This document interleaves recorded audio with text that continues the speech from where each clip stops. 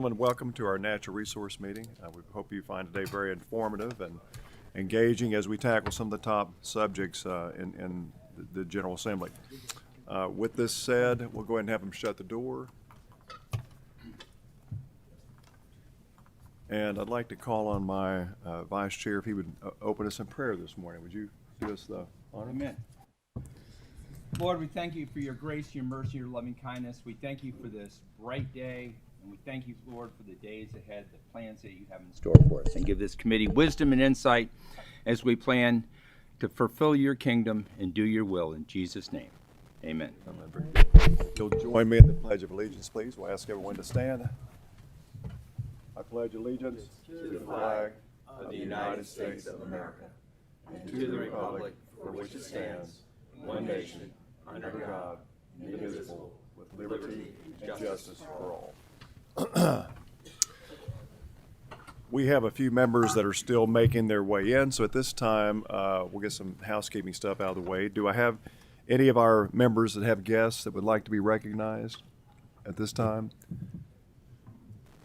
Okay, seeing none, do we have any members that have any statements that would like to communicate with the body at this time? Nope, it's a quiet bunch up here. Well, I actually have a group here for us. This is a leadership team, the EEC Academy, and they're here with Larry Taylor. He's the executive director. And Larry, would you stand up with your group and have your group stand up so we can recognize them? There you go. Yeah, it's a nice looking group. Welcome to Natural Resources Committee. Let's give them a nice...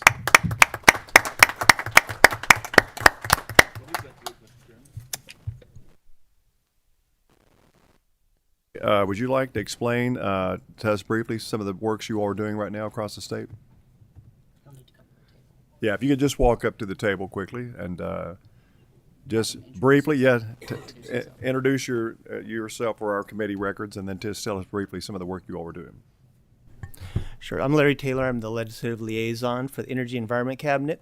And the EEC Leadership Academy was developed maybe 7-8 years ago, based on a model that the Transportation Cabinet uses to try to develop our future leaders within our agency, those that may aspire to be supervisors or managers or directors or even commissioners or even the secretary, for that matter. Someone that to give them the skills. They visit mines, forests, just different parts of our cabinet agency, and learn a little bit more about what it means to be a leader and do presentations to talk about that. So, Larry, if someone's watching us right now and they wanted to participate in it, how would they go about getting selected? Well, this is for our Energy Environment Cabinet employees. Okay. So they apply, they get letters of recommendation, and learn a little bit more about the cabinet, but more importantly, learn about what it means to be a good leader. Very good. Well, thank you for your time this morning. So at this, ask the clerk to call the roll. Senator Boswell. Here. Senator Carpenter. Senator Elkins. Present. Senator Girdler. Senator Herron. Senator Maiden. Here. Senator Mills.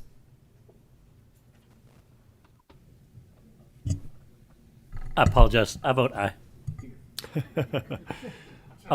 Roll call. I'm here.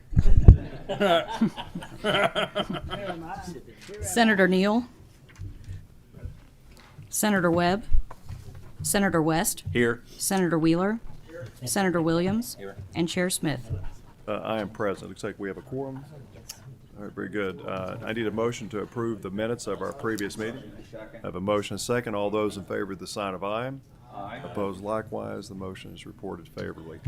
At this time, let's go ahead and ask Senator Danny Carroll to go ahead and come to the table and bring any guests he may have with him. And just as our records, please go ahead and sit down and identify yourself for our records, and I'll turn it over to Danny.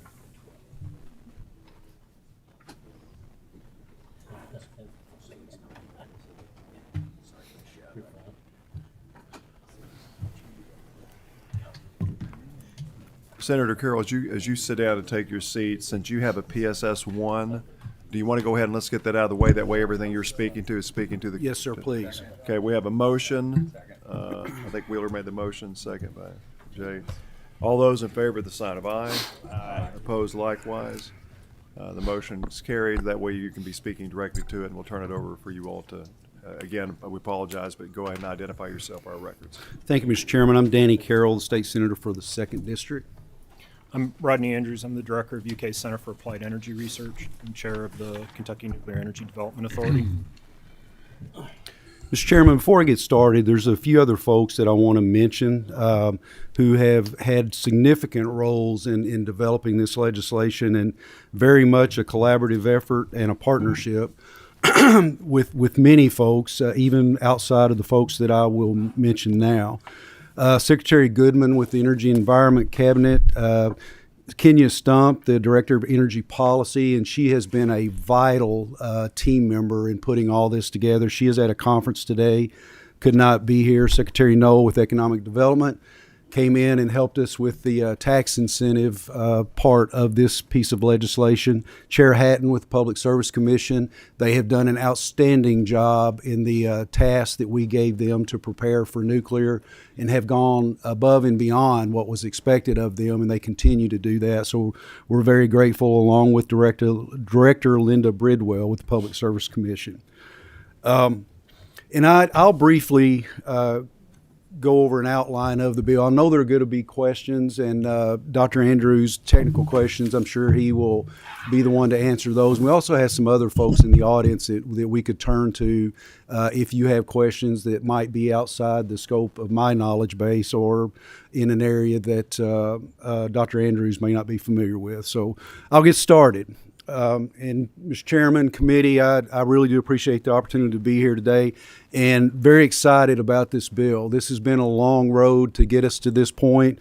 A lot of work has been put into this and previous pieces of legislation from a lot of people. And this is the next step, and arguably the most significant step towards a nuclear economy and nuclear ecosystem within the Commonwealth. As you all are aware, Kentucky is well placed right now within the nation when it comes to nuclear energy, especially with those states that are not producing, are not generating nuclear energy within their borders. And we have the steps that we have taken. We are in the conversation everywhere I travel throughout this country, and even into Canada. They talk about what's going on in Kentucky, and that's because of the decisions we have made over the past several years to get us in this position. However, we are at the point that we need to make a significant investment to move our state forward, and we need to kind of kickstart the process to get nuclear power generation started within our Commonwealth, because that is the key to building our ecosystem. And with this bill, the bill creates a nuclear-ready site readiness pilot program within the Commonwealth to facilitate the application for procurement of early site permits, construction permits, or combined license from the Nuclear Regulatory Commission. The program is a partnership between the state, utilities, a utility within the state, a developer, and a hyperscaler, and that's Google, Amazon data centers, or another industry. And we have not limited the partnerships within this legislation. So there are alternative models that a utility might come up with as far as who they partner with, or being able to partner with another utility. We've left that open to make sure that we allow for any type of project that might be proposed as a result of this piece of legislation. In this partnership, the state will put up to $25 million towards the procurement of one of the above license or permits that I just mentioned. There are protections built into this to ensure that certain steps must be taken, and if those steps are not taken, then that money would be refundable to the state. And that's a very important part of this, to ensure that we are protecting our investments as far as these projects go. And I won't get into the other protections unless you all have questions at the end. They are more detailed on how that's structured. The oversight of this pilot program will fall under NEDA, the Kentucky Nuclear Energy Development Authority. They will review all proposals and make recommendations for funding on 3 projects, a minimum of 3 projects, with a maximum amount of $25 million awarded to each project. The legislature will decide which projects will move forward. The plan is that if this bill passes, the RFP will be opened up. They will accept proposals. NEDA will narrow those down, make recommendations. When we come back into session next year, we will make the decision on which projects move forward. There was some consideration about leaving those decisions to NEDA. There was some concern because utilities are so heavily represented on NEDA. We did not want to take any risk of corrupting the nuclear authority. Not saying that any utility would do that by any sense, but we wanted to make sure that this process was above reproach and protecting the reputation of NEDA. And that's why we went to this extra step. And it will probably take a few more months to get these projects started, but I felt like it was the best decision, and others within our group also felt the same way. The scoring criteria that NEDA, along with the Energy Environment Cabinet and Economic Development, will look at is location and suitability of the site and previous site usage, economic condition of the region, economic impact on the region. Is the site in a geographically diverse location? And by that I mean our goal is to spread these projects out across the state. We do not want 3 projects within one geographical area. We want to make sure that the entire state in different regions benefits from these 3 projects, especially in eastern Kentucky. And we really hope that as we move forward in nuclear energy, that it's going to bring eastern Kentucky back to life and provide some opportunities for those communities that they simply just don't have at this point. We also talk about the diversity of the site, the amount of additional investment that a proposal might have, whether or not they have applied for federal funds or there are other investors, those types of criteria. We're also requiring that each applicant has to have applied to be a nuclear-ready community. Initially, we had being determined or being certified as a nuclear-ready community a criteria. However, due to time constraints, we felt like it was best to begin with just to state that they have applied. However, before any award would be given to a project, that community would have to be designated as a nuclear-ready community. As we move forward, we want to make certain that we're not forcing this on any community within the Commonwealth, and we want to make sure that those communities that are selected as a reactor site, that their residents are okay with that. And we had that process set up through previous legislation under the Nuclear Authority. And we're also looking at when these communities are designated as nuclear ready, they will have the option to choose what aspects of the ecosystem that they want to be involved in. If that's just manufacturing, education, or if they're open to a reactor, if it's waste storage, whatever the case might be, where they spell out what their community is willing to participate in. We do not want to force that on anyone. In Section 2 of the bill, it basically sets out the conditions for the cost recovery, and it states simply that cost recovery may be permitted. These projects will go through the same process that any other energy producing project would go to that falls under the Public Service Commission. And it doesn't say that they shall be permitted. It says that they may be permitted. The Public Service Commission will make those decisions. And we also make it very clear that any grant funding would not be recoverable within cost recovery with Public Service Commission approval. In Section 3 is the tax incentive language that I spoke about. Initially, we did not have any tax incentives included in this, and power generation is not currently allowed to participate in the economic development programs within the Cabinet of Economic Development Cabinet.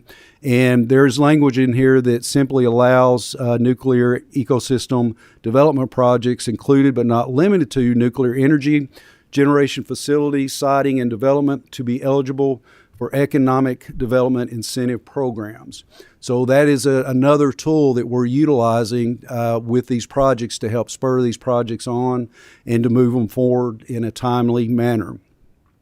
Section 4 It simply addresses some of the older language that established NETA, and it is requiring 20 hours of training to be offered per year for the advisory board. And we've also set up permission for the authority to hire third-party consultants with subject matter expertise to assist as needed when they're looking at studies, review, or these projects to make sure that the expertise is there. These applications will involve contracts between other entities, a utility, a developer, the hyperscaler, the industry. So we want to make sure that we have the expertise available to the NETA board to help make these decisions and ensure that those legal documents are proper before any recommendations are made on the projects. And we also added, as far as the NETA grant program, we added that fusion projects would also be eligible for that. Any of you all that keep up with nuclear, there is a lot of movement in the area of nuclear fusion at this point. A lot of research being done. They're actually building a generator, I think, in Virginia right now, and they're saying that by 2030 they will be producing commercial energy out of a fusion reactor. Not sure that will happen that quickly, but it's pretty exciting, all that's happening in fusion right now, and we want to make sure that we are open to those projects also.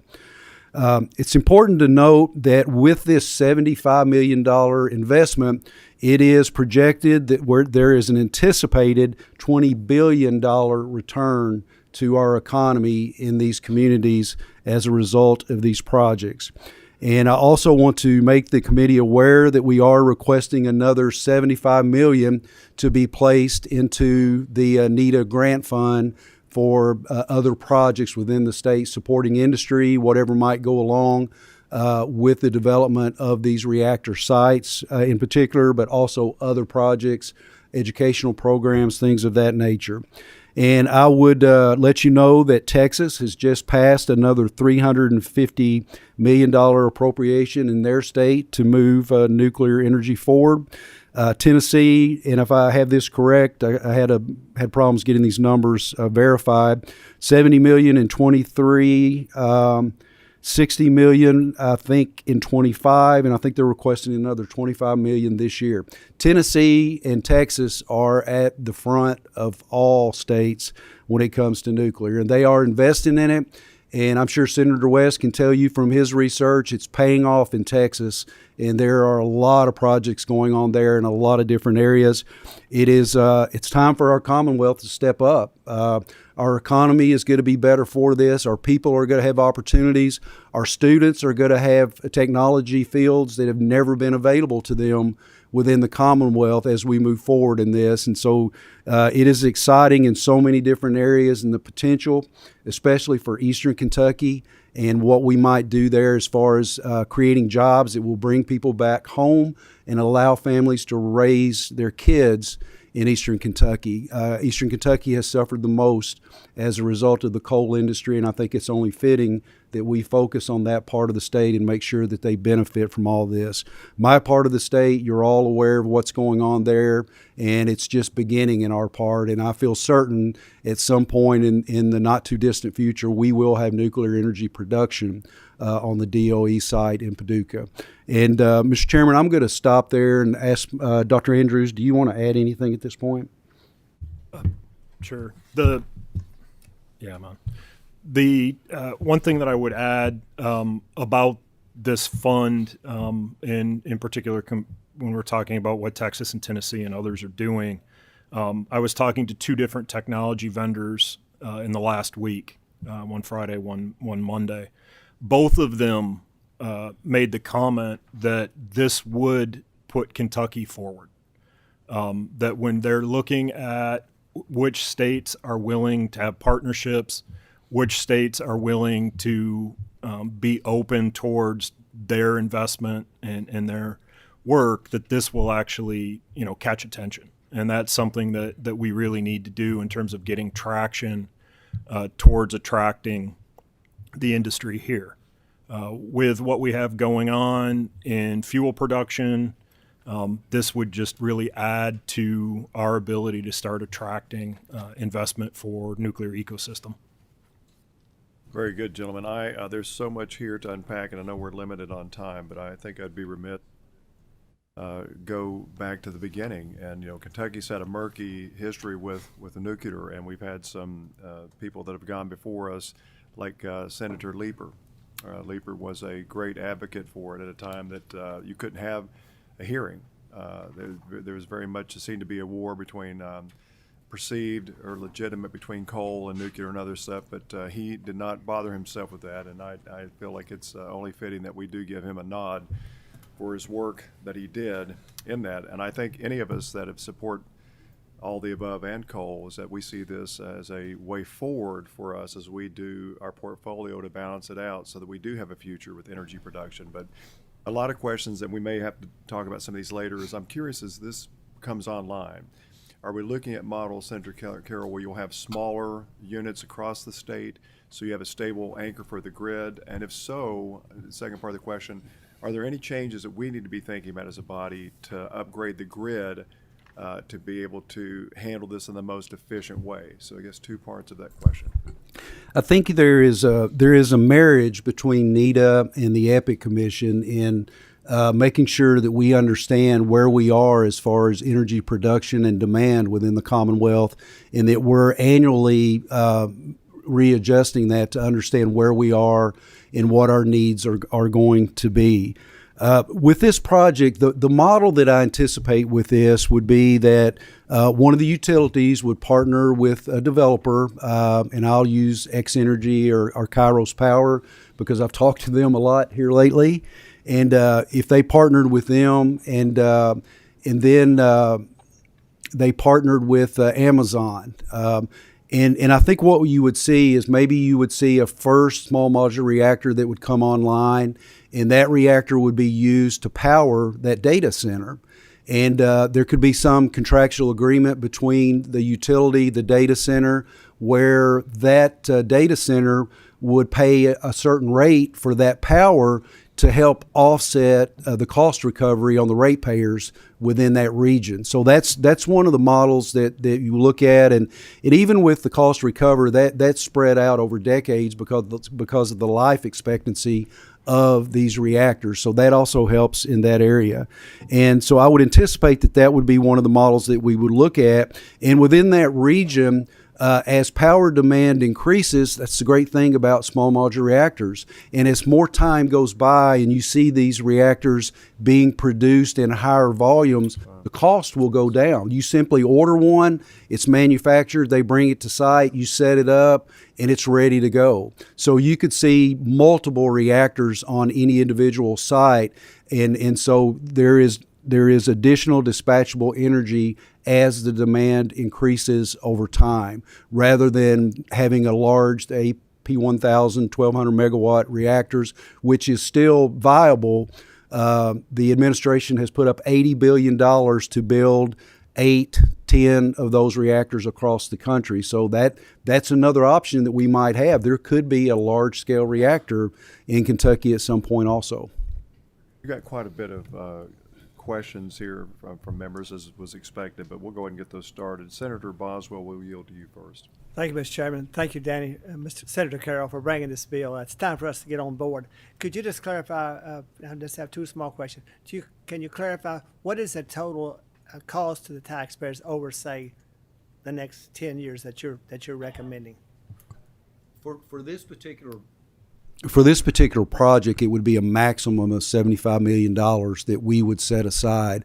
Now, as far as cost recovery, that would depend on the project. It would depend on what the utility requested in cost recovery, and it would depend on whether or not the Public Service Commission approved that. So it would just be like any other power generation. It would go through that same process.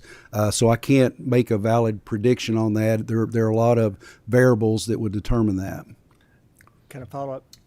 And so I know I was thinking you said maybe there was going to be another 75 million coming. So a project. Yes, we are asking for an additional $75 million to go into the NETA grant fund for other projects. All right, thank you.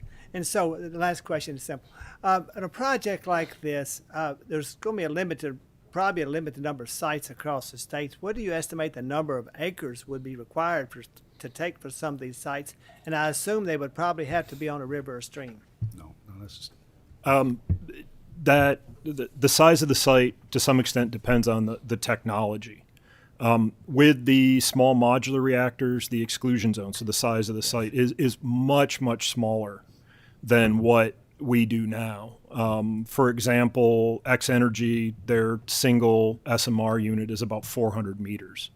So 1,500 feet or less as the way around it. Now, obviously, they're going to want a bigger site. They're going to want to be able to plan for adding in the future and things like that. But these are not 2,000-acre sites. Thank you. We do have lots of rural opportunities out there that could be places that these things could be a fit and not have to, you know. There push are themselves many out of sites it. Yeah. within the Commonwealth that have already been identified as suitable for reactors. So I think that's very important, and you know, that's something that would be looked at by these utilities when they create their partnerships. Well, I applaud the language because I will tell you, none of us want to have something forced on you that you're not comfortable with. So I think that you building that in shows a lot of foresight and certainly well appreciated. All right, gentlemen, we have Senator Wheeler is next. Again, Senator Carroll, I want to thank you for this very thoughtful piece of legislation, and particularly your focus on trying to help my region, which has been, you know, harmed by a lot of these poorly thought out energy policies coming out of D.C. I guess a question I have, you know, as far as this technology, you know, is one of the reasons or one of the impediments in bringing it to market? I mean, you know, the way I've understood it, and I'm sure it's a lot more complicated than this, that it's similar to the type of reactors we use on military vessels and like that, adapted for civilian purposes. Is this, you know, are national security concerns kind of implicated in moving these reactors along? And I'll let Dr. Andrews elaborate on this. The reactors that have been on nuclear subs and military ships, those have been around for decades.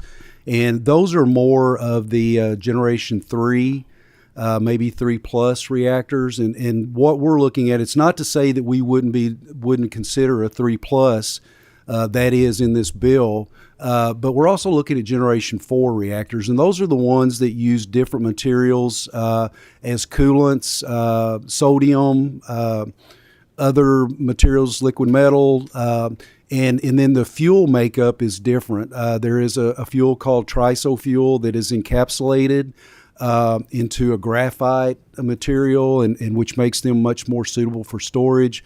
What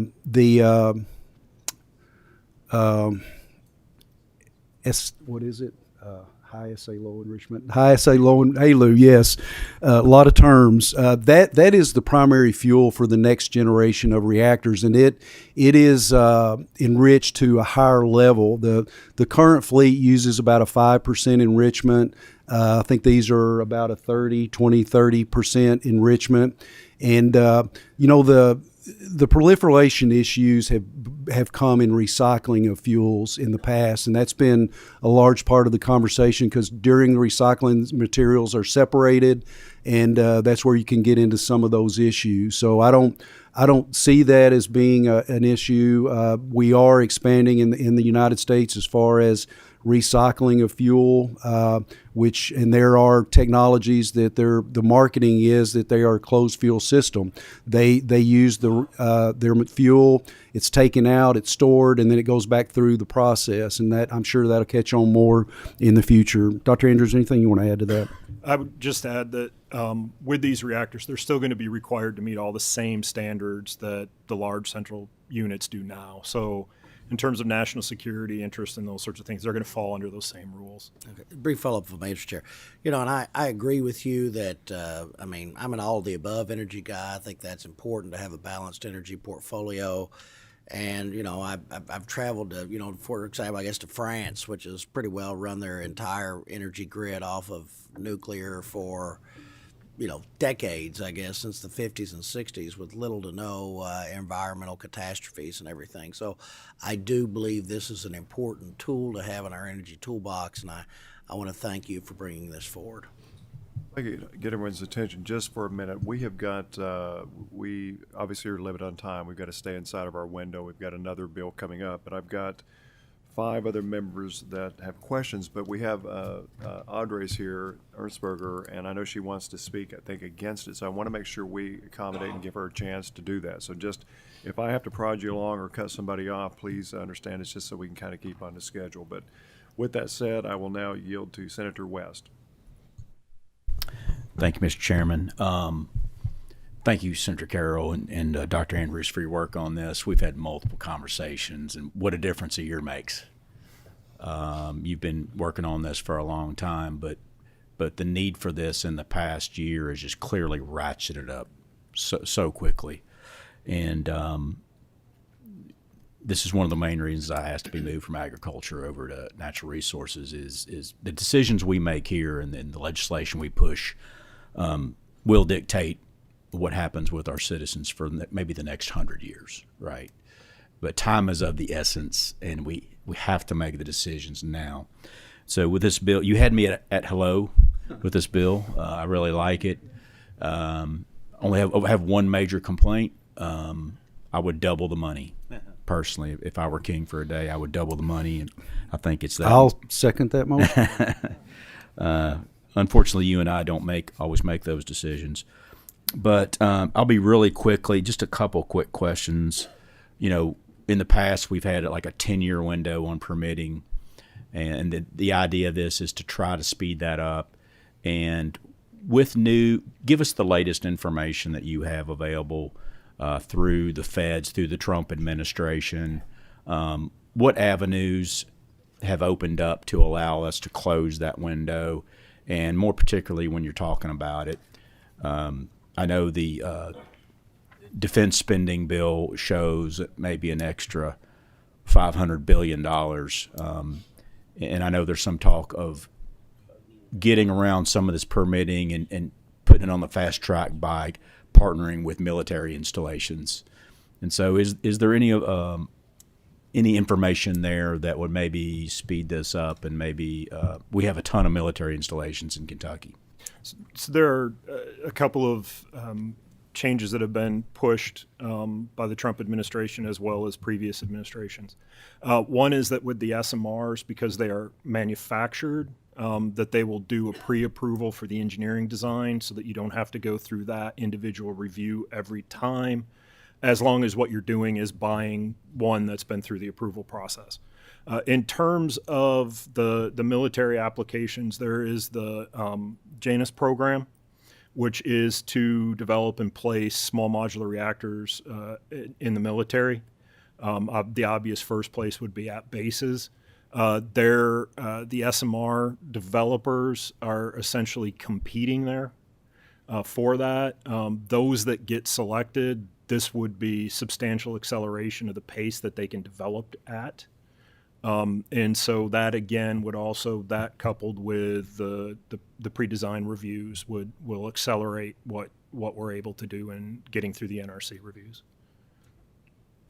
Thank you.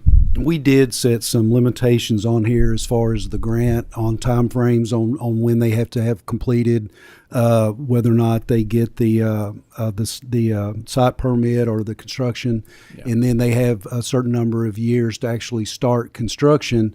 And there can be extensions on that, but it would only be with NETA approval. So the purpose is to expedite these developments. So we are holding them accountable to certain timeframes that are reasonable. We did listen to the developers, to the utilities, to ensure that it was plausible and reasonable.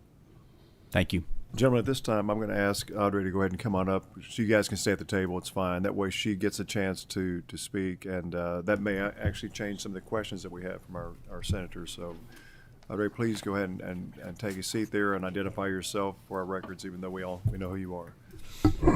Thank you, Mr. Chairman. I'm Audrey Ernstberger with Kentucky Resources Council. KRC is a nonprofit environmental law firm, and we offer services to those who are downwind and downstream of environmental pollution. Thank you for an opportunity to just raise a few concerns that KRC has today on SB 57. But before I do, I want to thank Senator Carroll. We had a nice long chat before this bill came out, before this bill hit committee, and we addressed several of the concerns that I will bring up now. But I want to thank him for being a leader and engaging multiple stakeholders on this project.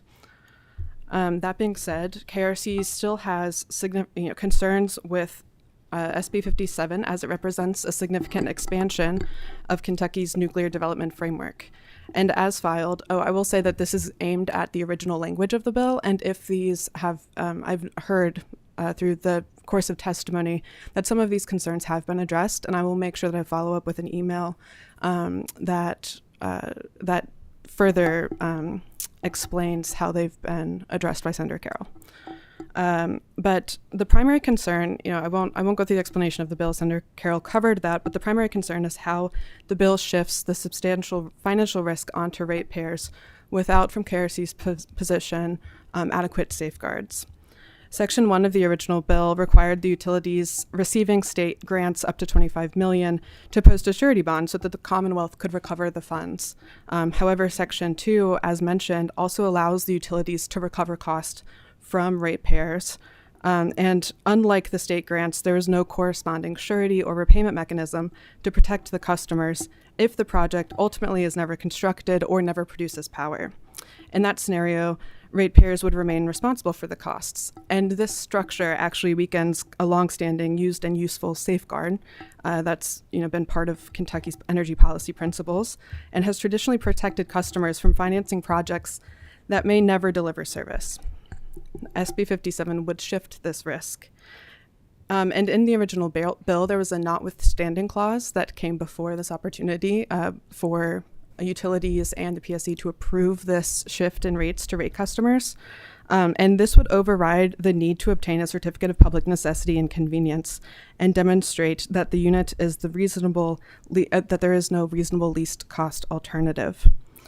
The potential magnitude of even early stage costs underscores, I believe, our concern. TVA reported expending about $200 million in funding for an early site permit preparation costs. This was also associated with gathering necessary site data for its application for the small modular reactors at the Clinch River site. They estimated an additional $200 million to prepare plant design, the combined operating license application, and project plans. These represent costs accrued even before the construction and operation costs. What I've heard from the sponsor and this intention to have this be a realized partnership between utility and private sector, I think is admirable, and we'd hope to see that manifest. In the original language of the bill, we didn't see codified protections for that type of structure, and I have questions in terms of timing of that. Is this a structure that is going to take place after the construction of the units and be rates that the private sector is paying upon delivery of energy, and therefore leaving the ratepayers to cover all of the costs for these type of pre-construction permits? That would be my ultimate question for the language. Again, if that's addressed in the committee sub, I would be happy to send an email to correct this question. Okay, and I think you're exactly correct. Senator Carroll has made himself available to, I think, all parties. So I feel like that's something we can work on. We have a motion and a second on the bill. If my members that have in line for questions would indulge me, if we can go ahead and move this out and follow up with our questions if we need to and share them with the committee, I'm happy to do that. But I do want to make sure we get a vote on this bill, and then we've got another bill coming up that's also critically important. So if I see no member with concern with that, then at this point, we have a motion on Senate Bill 57 as amended by committee substitute 1. And those in favor will vote by saying aye. Those opposed will say no. Ask the Secretary to call roll. Senator Boswell. Aye. Senator Carpenter. Aye. Senator Elkins. Aye. Senator Girdler. Senator Herron. May I explain my past vote? Please. Thank you. I did have a couple questions, and I'll follow up with you after. Just wanting to know more information about how long or what is the lifetime of the reactors. I just am not familiar with that. And then just wanted to get more information about how this would or potentially impact communities, and if there's any type of community benefits agreement that could be put into this to ensure that individuals have something to. Oh, okay, thank you. Senator Maiden. Aye. Senator Mills, Aye. Senator Neal, Senator Webb, Explain my vote. Please do. I'm going to vote aye today, and I want to thank the sponsor. I had the opportunity to serve on the nuclear task force, and this is a task force that produced some good results, and we really appreciate it. And if anybody would have told me 20 years ago that this underground coal miner would have been on the nuclear task force or voting yes for this, I would have had to seriously question that. And there could be no other more credible person that I've worked with for the past a lot of years on energy-related things than Rodney. And I just think he brings a lot of national credibility to our situation, and I have the utmost confidence in him and the sponsor, and I vote aye. Senator West, Senator Wheeler, Aye. Senator Williams, and Chair Smith. I vote aye. Senate Bill 57 as amended by Committee Substitute 1 passes with favorable expression that the same should pass on the floor. Congratulations on getting out. I know you've still got quite a journey in front of you, and encourage any of the members to please follow back up with you because there's still plenty of time to get those concerns addressed. But I'll yield to you to wrap it up. Yeah, and thank you, Mr. Chairman. I want to mention Stefan Kasakavich. You all have no idea the expertise that he brings in being able to tie all this together in proper language. And this bill would not be anywhere near the quality that it is had it not been for his work. And he is just the go-to person. And I would venture to say there's not a state that has a bill drafter in this area any better than he is. So I appreciate him and Jeff Harmon, staff attorney, for all of his work in helping us get through this process. This has been a major undertaking with a lot of people, and we are very grateful for the partnerships and collaboration that we had. Thank you all for your work. Now, we have our last bill up for today. It's going to be Senate Bill 172, and Senator Wheeler will be coming up to the table. Okay, you got a PSS too. Motion, You got a PSS too, so Thank you. a motion on that. Post adjourned. Yeah. This one has an amendment too, because I know that Jeff is working on one. Yeah, so.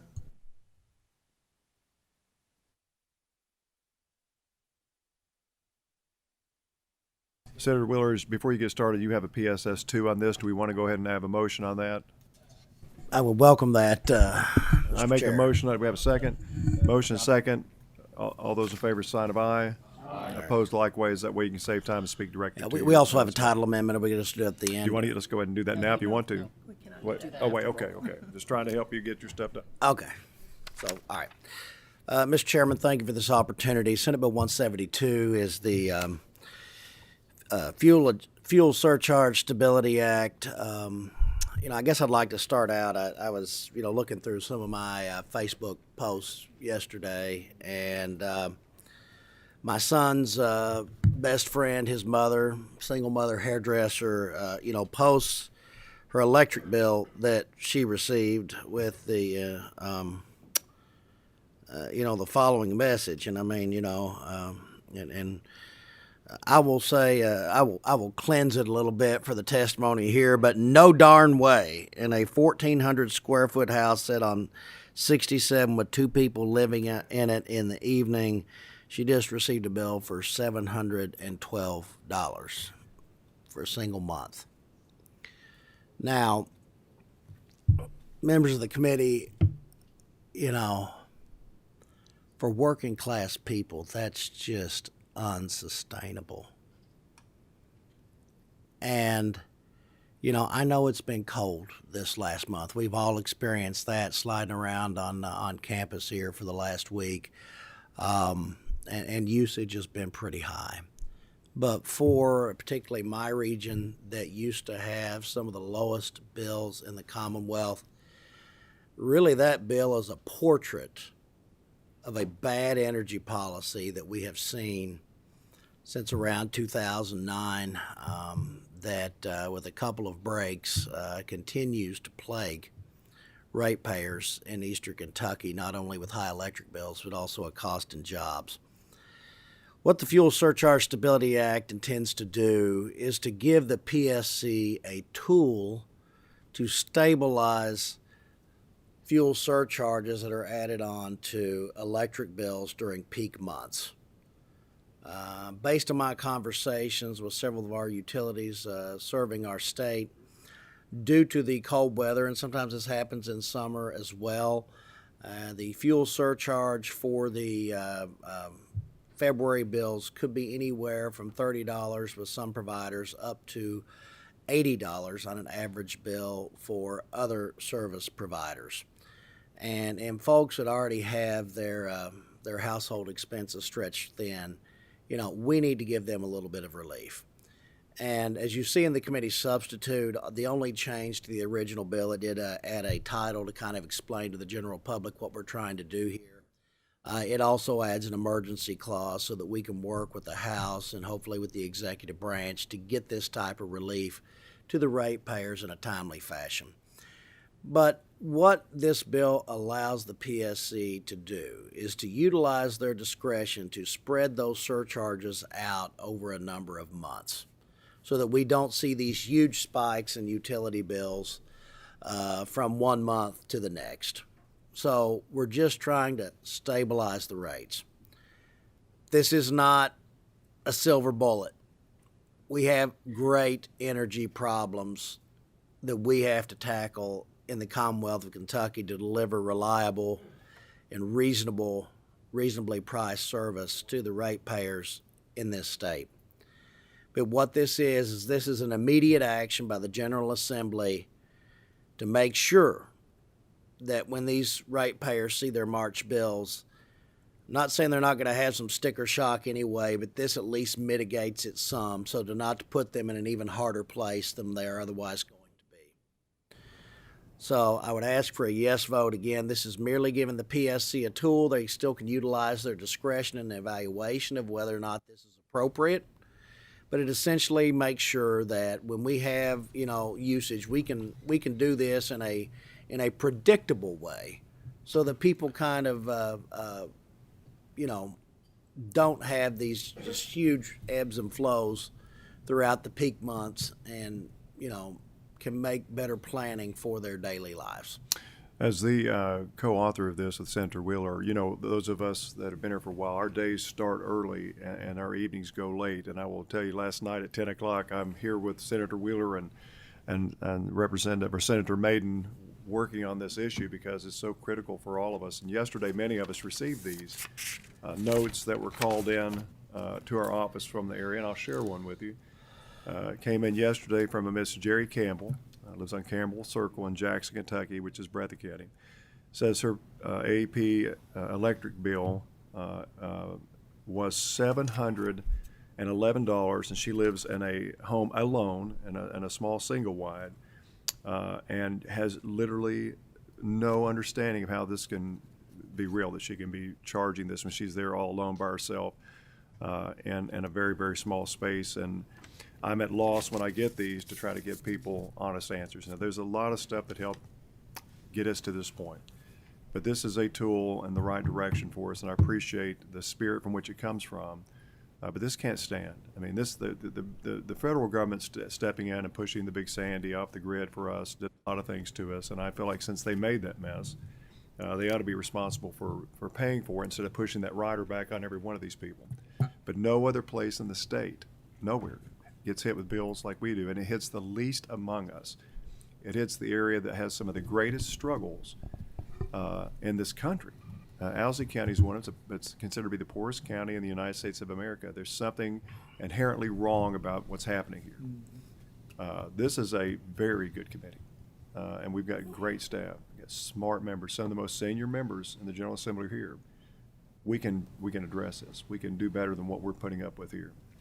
So I agree with this. I think there is other stuff we're working on. I know Senator Wheeler's heart is in this, and Senator Maiden also was a part of the discussions, and many other members here. But so I wholeheartedly support what we're trying to do here. Make the motion for it. We have a motion and a second on the committee substitute, but we need one on the bill. So I will gladly make the motion on the bill if I have a second. Can I ask a question? Please, you can. Senator Wheeler, you may not know the answer to this, but I'm assuming that this fuel tax was started years ago when gas prices got up $4+ a gallon. Well, this is you mean natural gas? I mean, yes. Yeah. Just, and that is one of the reasons for the bill. I mean, I've received reports that some utilities, when they were buying gas on the spot market to meet demand that had actually gone from $4 to $5 a cubic foot to charges as high as $80 a cubic foot during the recent cold spell. So this is absolutely aimed at trying to address that so that these costs don't hit these ratepayers all at once. It can be spread out over time. And Mr. Chairman, to your point, I totally agree with you. I mean, the only thing green about the Green New Deal for our people has been the money it's been pulling out of their pocket. And it's really just been disastrous, not only in terms of the jobs and the displaced people that it's created, but just the harm that it's causing to poor people on a regular, recurrent basis in their monthly utility bills. So I want to thank you for your leadership on these issues as well, and thank you for agreeing to hear this bill in an expedited fashion so we can try to get these people at least a little bit of relief. To call the roll. Senator Boswell. Aye. Senator Carpenter. Senator Elkins. Aye. Senator Girdler. Senator Herron. Senator Maiden. Senator Mills. Explain my yes vote if I can real quick. I just want to thank our members from the East that have responded so appropriately to this and quickly, and hopefully this bill can move its way on down the line. Thank you. Senator Neal. Senator Webb. Senator West. Senator Wheeler. Aye. Senator Williams. Aye. And Chair Smith. I vote aye. Senate Bill 172 as amended by substitute 2 passes with favorable expression that the same should be passed on the floor. So thank you. Do we need a motion on the title Motion amendment? on the title. Second. Have a second. All those in favor of the sign of aye. Aye. Opposed likewise. We have our title amendment. Senator Wheeler, look Thank forward to us addressing this as we go through the floor. Thank you, Mr. Chair. Thank you all. With this, do we have a motion to adjourn? Motion.